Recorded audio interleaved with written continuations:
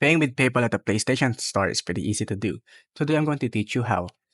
First of all, you need to be on your PlayStation and logged into your account. After that, as you guys can see, for the PlayStation 5, you have to go to the settings, then to the user and accounts, and within that, go to the account. In account, navigate to payment and subscriptions. There you'll see an option for payment methods. You just have to go to payment method, and there you will easily be able to add your PayPal account. You simply need to select PayPal, log into your PayPal credentials, and you will easily be able to pay with PayPal afterwards. Now, how can you do that to PS4?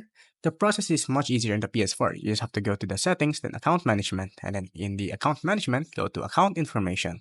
There you have to go to wallet and then select payment method.